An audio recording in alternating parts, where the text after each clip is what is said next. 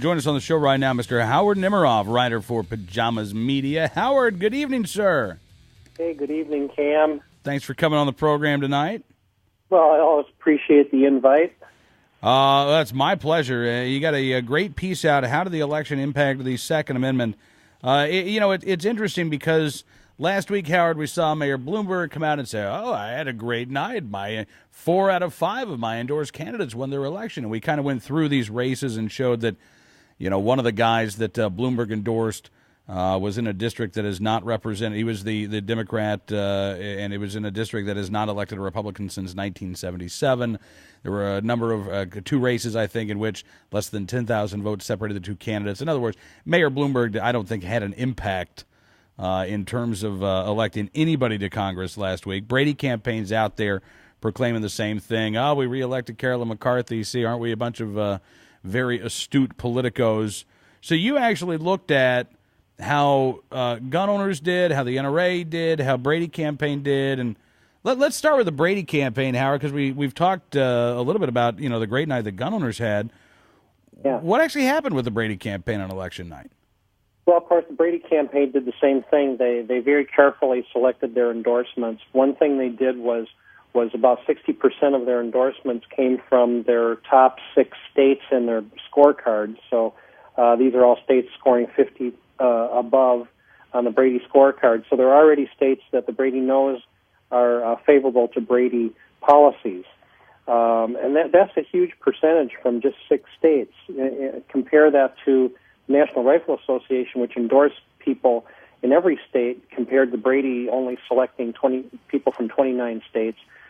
So the first thing they did, of course, was, we'll select our safe winners. The other thing they did was they dropped the number of people who were endorsed by the Brady campaign in 2008, but these people were in states that were obviously shifting towards the right politically, and therefore all of these previous endorsees were at risk, and of course they did lose. That's interesting. They lost 50, they dropped 45 endorsed candidates, right? Yeah. I mean, there were 45 candidates that they endorsed in the House in 2008 that did not earn a Brady endorsement in 2010. Correct. Well, that tells you all you need to know about which way the pendulum is swinging, doesn't it? You're right. And in fact, to add insult to Brady's injury, Michael Curry from New York 24 was the first person I'm aware of who switched from Brady endorsement to NRA endorsement between 2008 and 2010 because he became a pro-rights representative, voting for things like concealed carry in national parks and co-sponsoring the NRA-supported reform of the ATF. This, I believe, may be a first, but maybe not. Interesting. So Brady endorsed 113 candidates in 29 states. NRA endorsed 272 in all 50 states. And Brady had a 92% a success rate. 85% of the NRA's endorsed candidates won. But the other thing that statistic doesn't really take into account, Howard, is that a lot of the races, and we talked about this on the program, these were A-rated incumbents. In almost every case, they were facing A-rated challengers. So even when the A-rated incumbent lost, they were replaced by somebody who has promised to support and uphold the Second Amendment. Yeah, and if you look at it in that respect, if an A-rated candidate winning is a win for the NRA, which it is, then our win percentage really goes well into the 90 percentile above and actually beating the Brady campaign, despite the fact that the NRA endorsed a number of people in very challenging races. In other words, we took a lot of risk, and we beat the Brady campaign, whereas they took no risk and are crowing about their great night. Yeah, that's a really good point. I mean, you look at some of the candidates that the NRA endorsed that came up a little short in Massachusetts, Sean Belat, Jeff Perry. The NRA didn't have to endorse in those races, but, Jeff Perry was an A-rated state representative.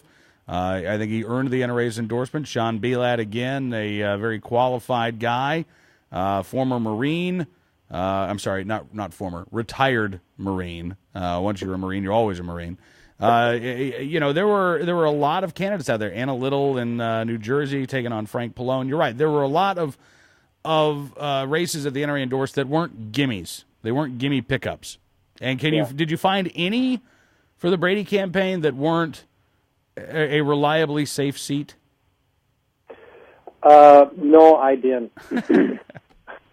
Interesting. Wherever they endorsed, it was pretty much a win for the Brady. For instance, Louisiana 2.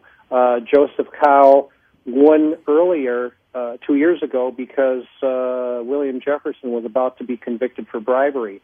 Joseph Cow won in a district that has really never before voted for a Republican. Yeah. And, of course, this year, Brady campaign endorsed Cedric Richmond, who is a black American, and that district is 60% black, and they went back to a Democrat. So that was pretty much a gimme for the Brady campaign.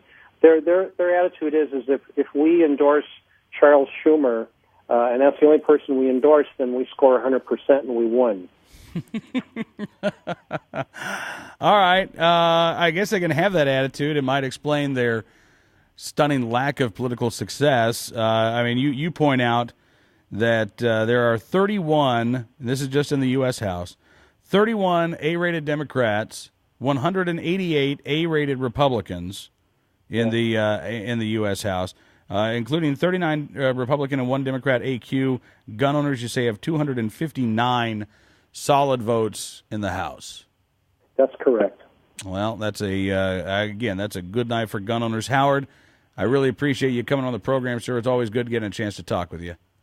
Thanks for having me aboard, Cam. We'll hopefully talk to you soon. All right, Howard Nemiroff, our unofficial analyst here at NRA News, writer for Pajamas Media. Howard also, by the way, points out 5 new House Republicans earned NRA grades of C or D, and 2 of these 5 House Republicans were Brady endorsed.